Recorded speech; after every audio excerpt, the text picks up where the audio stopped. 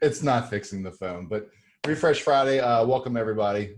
Today we've got Mr. Michael Markett. Welcome. Yes, thank you. Good to have you on board. Great to be. Alex, good seeing you. Hola. I'm not, I get to see you enough, at least through Zoom. Yeah, right. Up to. By the way, Mike, do you want to go by Mike or Michael? Yes. Perfect. Yeah. I do. It's really 50-50. I'm just one of those odd individuals that call me by a different name. I sleep on different sides of the bed. It's just, I keep it mixed up, I guess. All right. Well, we got quite a bit of different topics to talk about today. I think we're going to talk about your latest study with CallRevu, some best practices. I know you want to get into something around the Saturday morning meeting. And I want to know why customers even call dealerships anymore. They don't want to. They're calling more than ever, so that's a great question. Actually, on that topic, real quick question for you, Mike. Do you think the calls have gone up since, excuse me. Do you think call volume has increased since the internet's come around? I would say since the internet got onto the mobile phone and mobile search has become so relevant. And you look at all the great stats from, cars.com that talk about people checking prices while they're on the lot. So you're walking around traveling with this little search device that's so powerful. And really over the past 2 years and, filling out a form, that's not so fun or convenient on a mobile device. And click to call, that is convenient. So as a percentage of all leads going into the dealership, phone leads are definitely up the past several years. But I think I saw a study where there has been an increase in form fills on mobile sites. Of course, nowhere close to phone calls. Have you seen anything around that? Not near and dear to phone forms increasing. I mean, right now, lead flow in itself with the flattening of SARs is just a question that everybody's studying right now. We, of course, tend to focus on the phone, being that our business is CallRevu. And so we still see phone calls outnumbering web leads and walk-ins. Oh, they always will, for sure. Yeah, it's the easiest way in, for sure. Right. Though there are times I know here at the dealership, and we'll get like an online service scheduling, or we'll get a service schedule through chat. And typically we always have to call the customer back just to verify a couple of different things. There's a lot of different nuances, which we'll probably get into when we start talking about AI in the phone. Well, you've hit on best practice number one, though. What we do is we focus on the caller's experience. We think it can and should be a positive one on any phone call, and that actually starts before the call. So if at the dealership you're offering alternative ways to communicate, therefore lowering the call volume, that's a best practice. That's best practice number one. So that those that absolutely have to call, you have team members freed up to handle those calls. Sure. Hey, what the hell just happened? How did Steve get it here? He just hijacked the whole channel. I snuck in. Well, hey, I heard you guys Mike, talking phones and somebody had a brick wall, so I had to join. Welcome, Steve. Thanks for joining. Mike, do you know Steve? I do now. Don't think, have we met? It's the pleasure's mine to meet. Well, Steve's going to make this a bit more entertaining, I'm sure. I don't know. He has a way of doing it, for sure. Hi, Mike. Oh, sorry. Go ahead. No, you're fine. Go ahead. No, just going to say hi, Mike. I'm trying to slow the show down. Hey, you're messing us up. And happy weekend. So, Mike, CallRevu puts out a study, every year for the past 4 or 5 years? Correct. Every May, because we have declared it National Fix the Phones Month. Yep. June, July, and August are the busiest months for phone calls into dealerships. So let's do some spring cleaning here in the month of May. And that's why we share all of our best practices and recent findings, right? Things do change year to year. So mobile callers we see now are up to 68% of all calls to dealerships. So we'll update the relevant stats like that. And then also apply the best practices. What are some other relevant stats that you've seen from the study that maybe stick out the most? Yeah, the new study that is that's upcoming. We have to keep you on edge a little bit, but I think one of the breaking stories that's really relevant that I don't think that a lot of dealers have had that aha moment yet is the fact that I don't know what 85%-ish of every car new car rolling off of a dealer's lot is Bluetooth enabled. Most states have, all but two have some sort of mobility laws and hands-free laws. Half of the states are very aggressive, hands-free at all time. Yet there are still car dealerships when you call up, they say press 1 for sales and press 2 for service.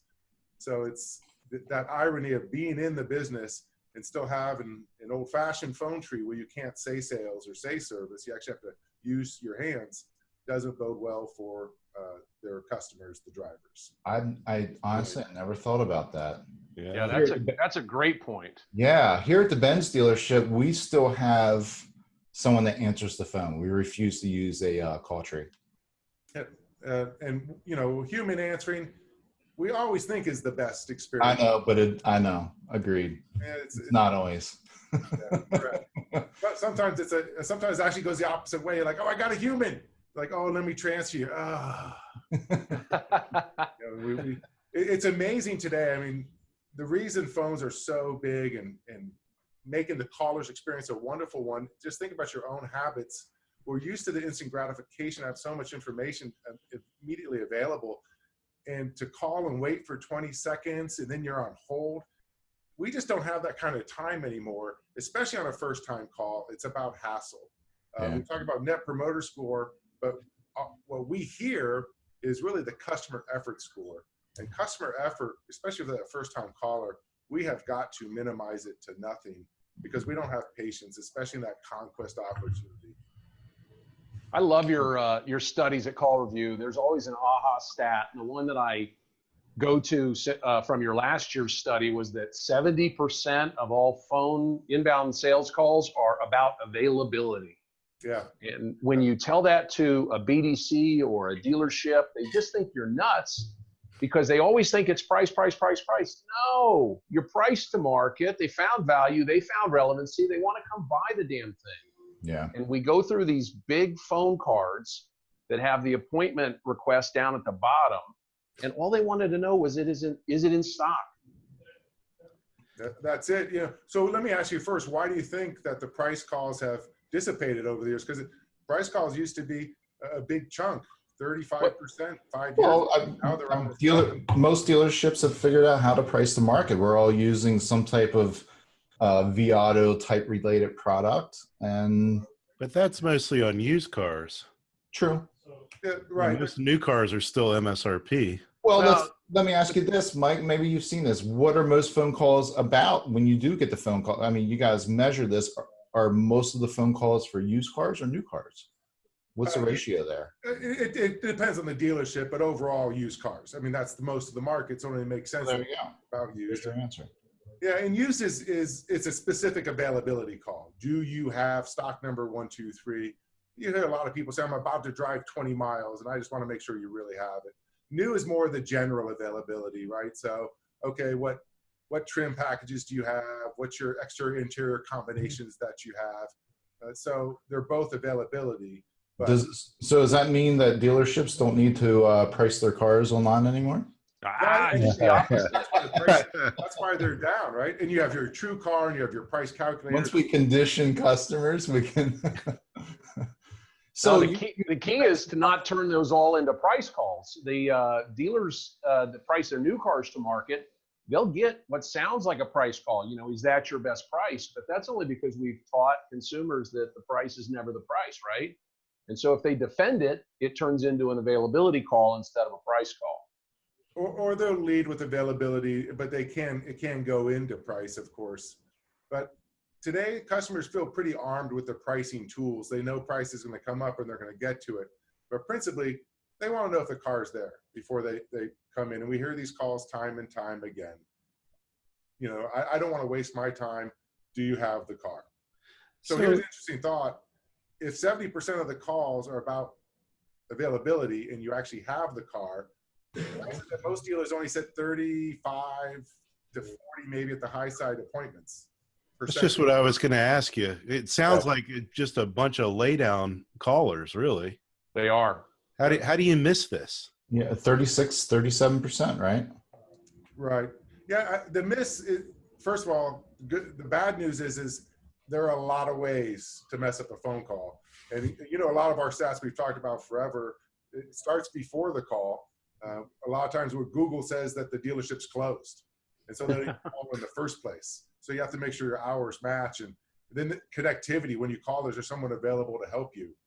And then from there, the biggest one, you know, when you actually have a BDC member or a sales associate on the call and you're asking questions about the car, a good 40% can't or won't answer your questions. So let me go check to see if that car is in stock.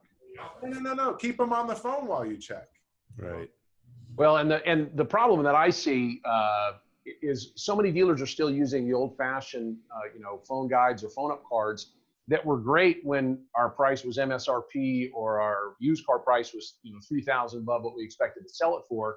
And so someone's calling about a specific 2015 Honda Odyssey that they just saw on Auto Trader. Is it still in stock?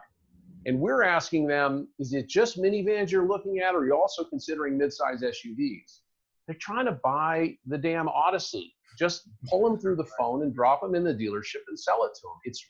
We've really overcomplicated it by continuing to use these old school tools. Right. Well, speaking of old school, where's your phone? Hang on. Are we ready for that? Are we phone ready? We're always ready for that phone. I guess it is a phone training call. So Mike, help me out here, okay? So I'm having trouble receiving texts on my phone. Is that the dealership's issue or is it mine, do you think? Well, if you have a phone problem and you're a customer of ours, it's definitely our problem. It doesn't matter. You support that device, Mike? Motorola brick. It's always our problem. But I don't even know if that works in Africa anymore.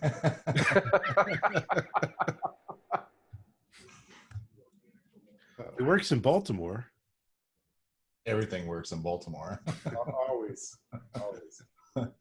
So you had something to say about the Saturday morning coaching. What? Yes. Saturday mornings is probably the best opportunity because it's a little bit more relaxed and you can actually do the coaching. We really focus on the 10-minute meeting every day. And the point there is about logging your calls, especially like in the sales department, log your sales calls. I go into dealerships and I see the uplog, and they're logging everyone who comes in. And of course, internet leads are covered 18 different ways with 3 consulting companies coming in the store to show you how to better manage those. And then there's somebody that calls up and asks about a 2015 Accord they saw on your website, stock number 123. Where do those get logged? And where's the formal follow-up meeting about those? And so that's why we really push the 10-minute meeting at Call Review every day. There's lots of ways to log your call. You don't need a fancy solution to do it. Good old-fashioned pen and ink will get it done. But the receptionist is trained to listen for those callers. And in this case, I mentioned where the caller asked about an Accord they saw on your website. They didn't ask for the sales department. They didn't ask for Joe in sales. They mentioned stock number. And we have to train a receptionist to recognize how the customer asked for the sales department, not just asking for it. Because if they ask for a stock number, that gives a clue to the dealership that caller has no relationship with your store. This is a brand new customer. And so if they go to voicemail and hang up, they're not calling back. They're certainly not reaching out to their salesperson directly on their mobile phone. They don't have any connection. So that's what the 10-minute meeting is all about. And it extends beyond just sales. It goes to service. It goes to CSI calls. It goes to every inbound call because every inbound call deserves an outbound call back. So you mentioned voicemail, and this might be kind of an out there question, but do you have any way of knowing how many calls go to voicemail? Actually, the customer actually leaves a voicemail for somebody? We do. It's about 50-50. And we've done all sorts of investigation. We thought it's because you have a generic message or you have a personalized message, and it really doesn't matter. We do know also, we don't have the exact number on this. One of the things we're digging deeper into. We know today, 2018, that if you know the person you're calling, you get their voicemail, just like we do, you hang up and you text them, or you call them on their mobile number. Yeah, I hate voicemails. Yeah, and on that note, the one practice that we hear, like if you don't want voicemails, we have some of our clients that have no voicemails. The reason why is their greeting sounds just like this. Hi, you reached Mike Markette. For fastest response, call or text me on my mobile number. That number is. And voicemails drop to 0. Man, consumers want to work one-to-one via voice and text to mobile phones. I haven't checked my voicemail in 7 years. The last time I checked my voicemail was on that Motorola phone. But here's the caveat to that. I've signed up with this service called Umail 7-8 years ago, and it transcribes. Right. Yeah, transcriptions is where it's at. Yeah, and it sends me an email, and of course now they have an app. They've had the app for years now, and I read the voicemail. There are still, especially on the B2B side, there are still a lot of voicemails. Maybe not with your friends. Of course, I would never call a friend out of the blue. Always text first. Hey, would it be okay? You got a few seconds, etc. But on the B2B side, there's still a ton of voicemails out there. And even here at work, I have all my phone calls that are work related actually are forwarded to my cell phone. And of course, I never answer because I know that it's going to be transcribed. May I ask a question on that? No. In your observation of the voicemails that you receive, if you had to group all the people that leave you voicemails and all the people that call you and don't leave a voicemail, which group are you more intimate and friendly with, and which group is kind of a newer relationship? Again, voicemails are more, I think, to Jeff's point, and I'm stealing his answer here, but it's usually the people with less relationship. It's more of a business relationship. And that's why I started this whole conversation off with the B2B. Yeah. Well, I mean, how many CallRevu salespeople are texting first time leads? Well, that's a good question. I mean, I train my salespeople here to sort of go in, email, text, and because I look at the conversion with text messaging, and it's way higher than anything else, whether it's a phone call, email. If we can get that customer on a text message, our lead to show on that is probably 60-70%. Absolutely. And I think the biggest hesitation in embracing that is the dealership not wanting to lose control. I don't want my customers texting my sales and service writers directly, because in 6 months when they're working across the street against me, they're going to be taking those same customers. Well, that's why we recommend they do it in the app, right? So whatever, sure, their CRM app should have a texting option, or does CallRevu offer that? We do have a lot of solutions, and of course we have unlimited bank of phone numbers. So as an example, when you leave the voicemail greeting, it's best to call or text me at this mobile number.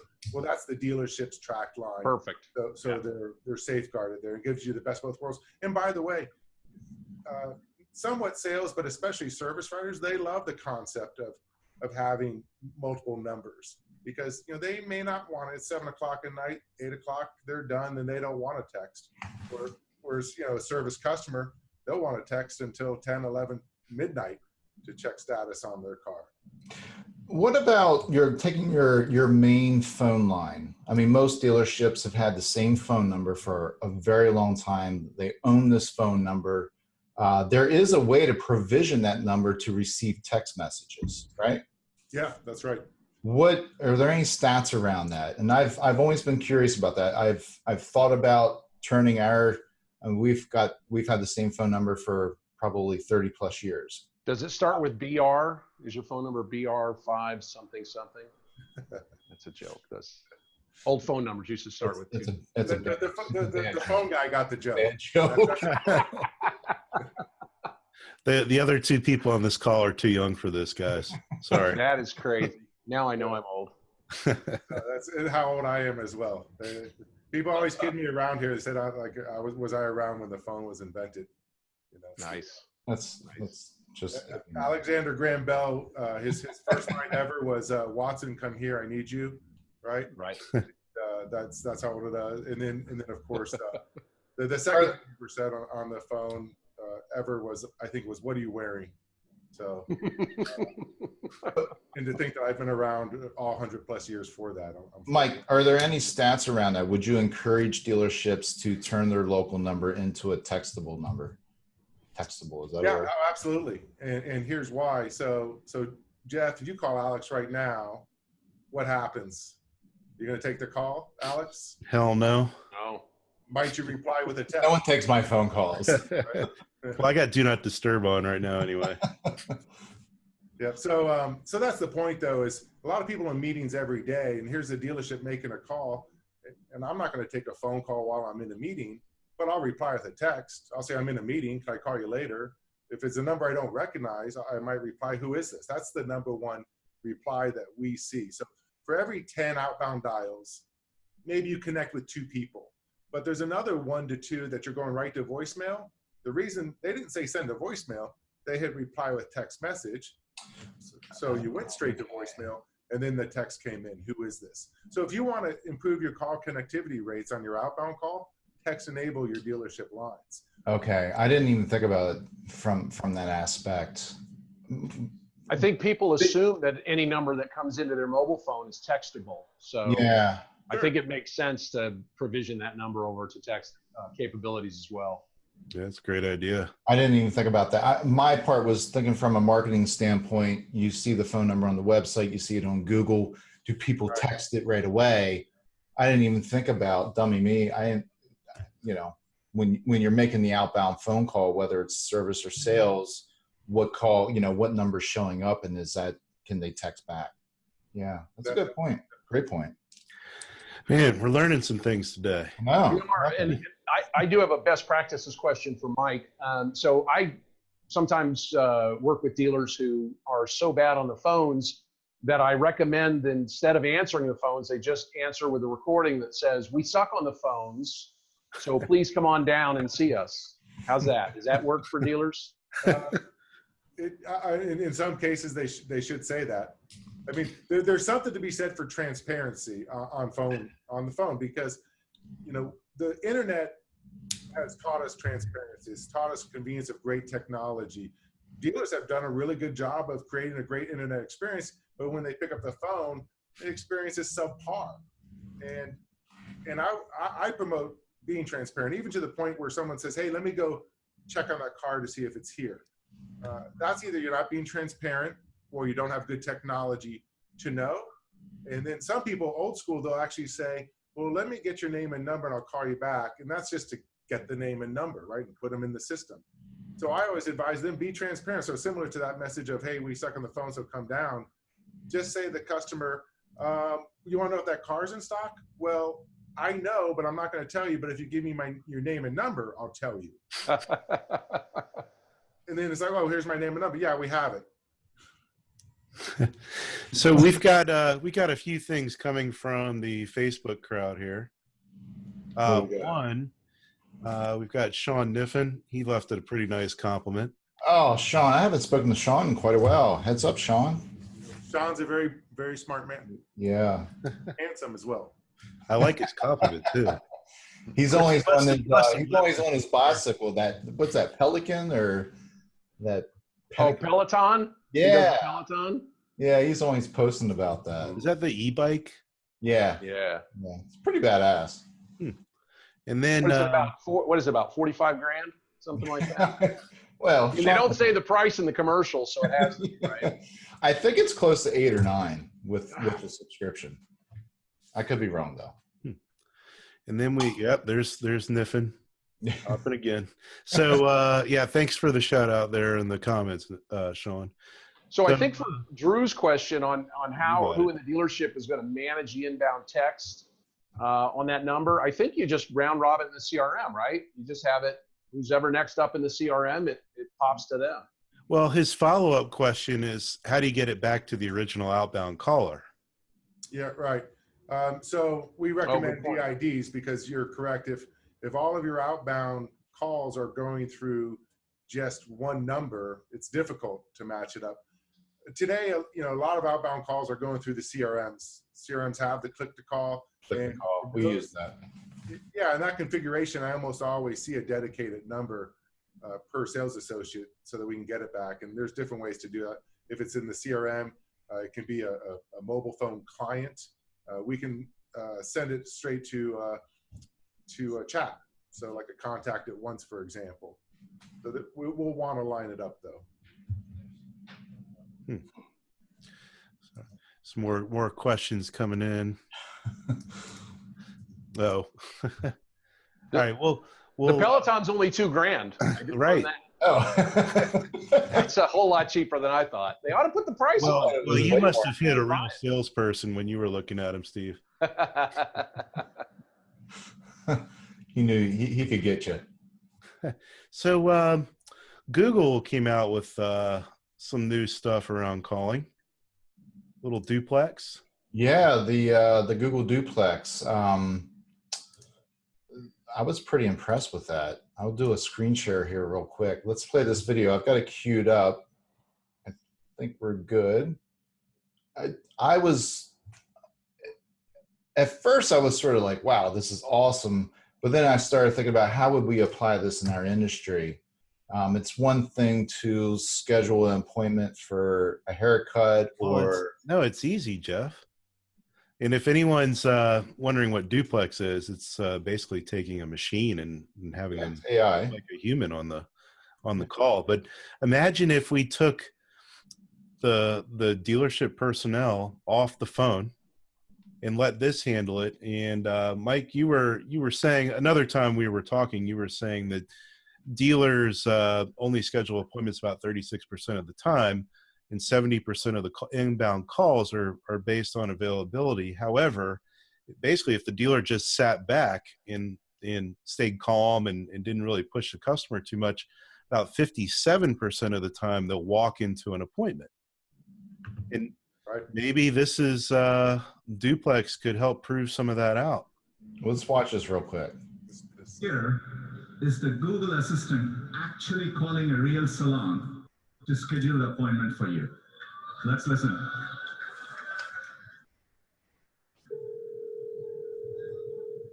How can I help you? Hi, I'm calling to book a women's haircut for a client. I'm looking for something on May 3rd. Sure, give me 1 second. Yeah, right. Sure, what time are you looking for around? At 12 p.m. We do not have a 12 p.m. available. The closest we have to that is a 1:15. Do you have anything between 10 a.m. and 12 p.m.? Depending on what service she would like. What service is she looking for? Just a woman's haircut for now? Okay, we have it 10 o'clock. 10 a.m. is fine. Okay, what's your first name? The first name is Lisa. Okay, perfect. So I will see Lisa at 10 o'clock on May 3rd. Okay, great. Thanks, great. Okay, so first off, no woman just gets a haircut. You would know. Never, ever. But I mean, you can see where, like we already see with transcriptions on voicemails and transcriptions and in call recordings that get into our CRMs, that if somebody might have an accent, that thing just falls apart. Actually, then you didn't watch the rest of the video because they go into booking in a restaurant, and it's a Asian restaurant, and she has a very strong accent. Huh? It was pretty impressive. Yeah, the restaurant. But it was also their demo. So well, I know. Yeah. I mean, let's be fair. Question, is that really like, you know? I have Google Voice, and I can tell you when somebody has an accent, it does not come through. Exactly. So I just want to know, can we use Duplex to call people and ask if their refrigerator's running, and then just do that old gag? Because we could probably get about 1,000 of those calls an hour, right? Again, you guys are too young to remember prank calls. The days before caller ID. Did what's his name get with you? What? Oh. So you do remember prank calls. I'm not going to say it. You know, photo bombs and prank calls have died since technology came along, right? Because you can't photo bomb people today, or, you know, when they give you their camera and say, hey, can you take a picture of us, you know, like in front of the Grand Canyon? It's no fun now just to get a picture from here up, right? Because they're going to see it right away. Yeah. Back in the day, you could do that, and they'd get it back from the photo map. Disposable cameras. Yeah. Yeah. Anyway. Just throw them away. Dating myself. Sorry. But anyways, I mean, let's get back to the AI piece, Mike. I mean, what are some things that you guys, if I'm not mistaken, you said CallRevu is actually based off of, your platform's based off of the Google Duplex? Off of Google machine learning technology, correct. So, so we're at the dawn of AI. So when I saw that release this week, you know, I got goosebumps. For me, it was complete nerd alert. Yeah, I bet. I wake up every morning. I think dealers wake up every morning, I should say, to new technologies, and they're like, "Oh, cool, new technology. Let's go ahead and roll it out." But I'm a guy that can't sleep the night before this new technology, so I'm pacing, drinking coffee all morning, waiting for these announcements. Very exciting and happening today. It's just that we're all following the big leaders like Microsoft and Google and Amazon, waiting to adopt those technologies. Before we talked about voicemails being transcribed, I'm sure you've noticed over the last 7 years, the transcription's gotten better. You see Google's announcement this week, and you understand that understanding what people are saying is much better. Today at CallRevu, our machines discern several attributes about every single call with a extremely high accuracy rate, higher than humans can do. So if you had a human listen to 100 calls and flag all the ones that were for sales, and you deployed our machines to do the same, our machines would be much more accurate. And they would do it in a fraction of the time, of course. So what's next is the question. We can't wait to adopt these new technologies from Google, and we'll just apply it to the automotive domain, where making a restaurant reservation is simple. We know that the calls to sales can really go 16 different directions, and to service go 160. So we want to be the ones that train this machine to answer the question. So when Duplex calls, CallRevu can answer. Yeah, Dave Lemon is basically saying if we want our chats to be AI, why wouldn't we want our voice calls to be AI too? It's true. Right. Why not? And I think it's a baby step. So perhaps the first step is when you're on the phone and maybe we're listening real time and the salesperson is losing the customer, and maybe they hear a tone that tells them to test for understanding, to step back and ask if they've answered the caller's questions. Or maybe they hear a positive tone, ding, which tells them to ask for the appointment. This customer's ready to come in. Oh, that's what they really need. Absolutely. Maybe the next step is Alexa is always listening to the call. So, hey, can you explain how this lease works? She already is. You're right. What if you're out on the lot and you have Alexa plugged in and they're listening to the conversation out on the lot, and you get the bing, go for the close. So I think we baby step into it. It's exciting. I like that. Get like a Secret Service earpiece. Yeah, exactly. Hey, you definitely have to make sure all Steve, your wheels are turning, man. I can see it already. I'm telling you. Actually, I picture it not in Alexa's voice, but in Gunny Ermey's voice, right? Like, you maggot, go for the close. That would be better, right? With a little earpiece. Correct. And keep in mind that when you hear a Russian voice, it's actually them. Yeah, true. Right. Watching how to show. So we're going to do something a little different. Start something new with you, Mike. If you don't mind. You're a beta tester. That's right. Great. Well, the success of this all is on your shoulders. Fantastic. Before we go there, we're going to go in and ask you a couple of questions, 5 to be exact, and that's how we're going to end Refresh Fridays going forward. But before we go there, we do have an opportunity to have some fun with some old friends of ours. Yeah, we've got some like-minded friends. Would you happen to have any good stories, some good dirt on either Tom Harsha or Chris Vitaly? I would like to hear some dirt on Tom Harsha. Well, yeah. Is there such a thing? Where is he at? The dirt on Harsha. You mean like I've seen him order 2 desserts? How much dirt can you get on Harsha? I mean, really, a piece of cake and a milkshake at the same time, Tom? One's a drink. That was his rationale as well. Good. I like this guy. You have to have something to wash the dessert down with, right? Right, correct. Correct. I think he was late to a meeting once. He's a pretty tough personality, if you know Tom. A lot of dirt on that guy. You should make him pop his head in real quick. He won't do it. He won't do it. He'll come up with some excuse not to. I can see him through two glass windows. Yeah, he's hiding. He's been hiding ever since we started. Is Chip still hiding? Chip is hiding as well. I don't know why. We got to give a shout out. 1:30 on a Friday. Chip's gone. What are you talking about? He was bringing you wine before the show started. His beach. He hasn't quite closed on his beach house yet, so he's probably still here. Another 2 weeks. By the way, congrats on everything that's going on there. Yeah, thank you. For growing. Thank you. We brought on a great growth partner in the fall in Sarah Capital, and we've even so, it's still tough to keep up with the demand. It's a great problem to have, and I couldn't be prouder of all the jobs that are being created. So, yeah, thank you. Keep it up. We will try. How about the dirt on Vitaly? Oh, there's got to be a lot of that. It's too easy. Like, where do you know where he buries the bodies? I think it's like random hub and spoke from his house. So. Several in Lake Erie, I'm sure. Yeah, that one's too easy. Actually, a tougher question would be, like, tell me something that's not dirt on Vitaly.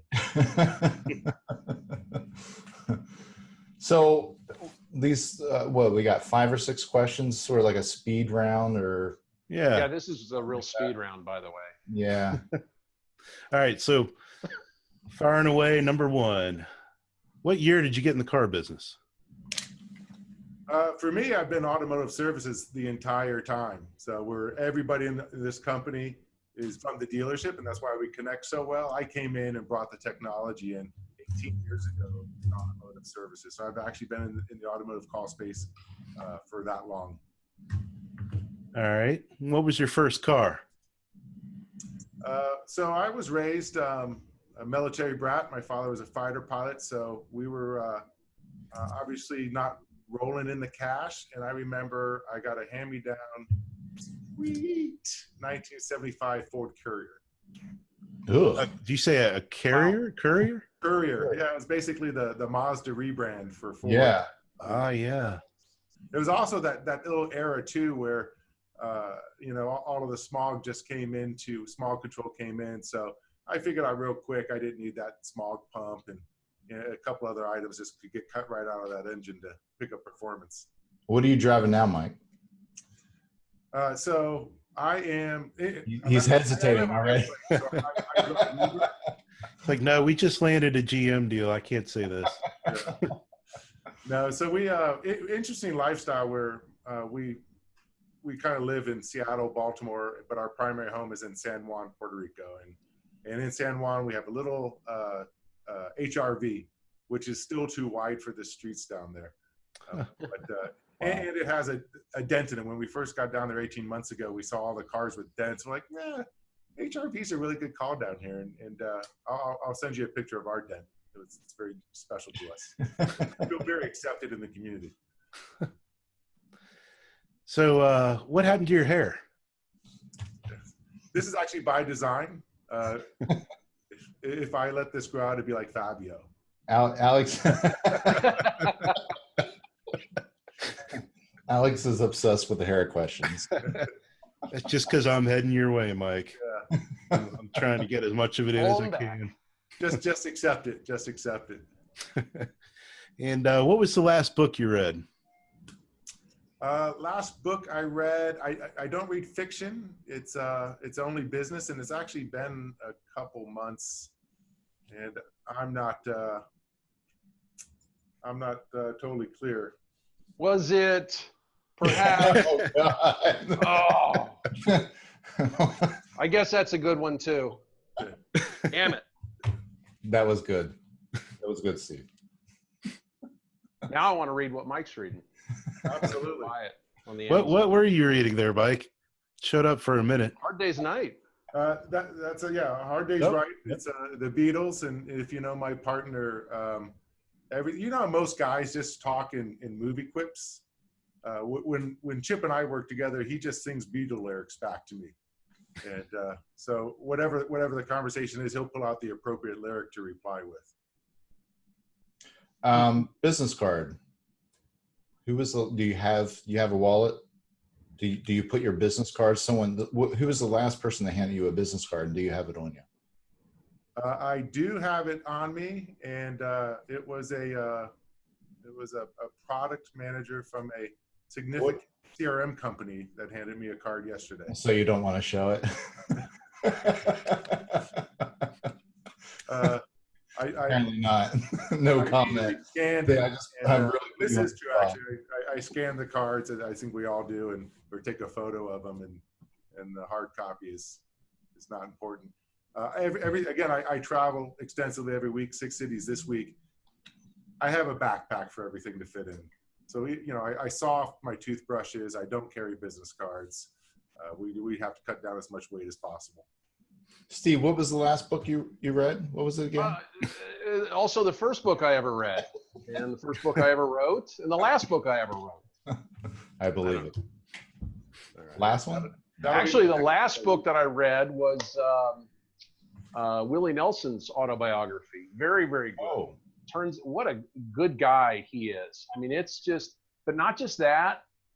There are so many people, I think I posted this on the Facebook, there are so many people who helped Willie Nelson in his career, people who just gave selflessly. We would never know who he is. He'd just be some pothead from Texas right now if it weren't for, all these folks who just gave and gave and gave. I mean, people who literally, chose helping him versus helping themselves. It's just a very selfless read. I recommend it. Yeah, he's an extraordinary man for sure. Yeah. Well, I guess it's a quarter of the hour. Let's bring it to an end. If you're not already a part of the Dealer Refresh community, please quit being a lurker. Yeah, we hate lurkers. Lurkers. Well, no, we don't hate them. You got to lurk, but raise your hand and get involved. Yeah, get involved. Become part of the community. This is, of course, recorded, and Alex usually takes about a week and a half to edit it and get it up on. About 3 weeks, actually, John. Yeah. I feel like we don't need editing. No, no, I don't think we do with this one. But definitely subscribe to our YouTube page as well. Hey, check out the newest article on the blogs on Dealer Refresh as well. Jeff's got a new writer who put up Andre, templates. Andre did a good job. That's some real good stuff. So yeah, I'm excited to meet him. We're going to have him on a Refresh Friday here real soon. Yeah, I highly recommend that. He's I guess he works for an Audi dealership, right? Mm-hmm. Yep, superstar Audi salesman. So what he's writing is real world. Yeah, no, it's great. It's fantastic. Yeah, glad you brought that up. Speaking of future Refresh Friday, next week we've got Sean Raines and Joe Webb, right? Mr. Webb. Both at the same time? I'm afraid. You guys are nuts. That's just nuts. I'm looking forward to it. I'll be watching only. Yeah. So, Mike, thank you so much. Yeah, did a great job. Next week's, I think, more than this week's. Yeah, whatever. You dropped some good knowledge bombs. The kind of bombs that are going to happen next week are not going to be knowledgeable. Too kind. Not true. But again, thanks for everyone. Steve, thanks for jumping in a little bit late, but always my pleasure. We appreciate it. And Mike, thank you so much. Thank you, gentlemen, and Steve. I appreciate Absolutely. it. Well, thank you, Mike. Gentlemen. I might as well throw a thanks to Steve too. What the hell? Oh, hey, thanks, Alex. All right, guys. See you next week. All right. Thanks again. Bye.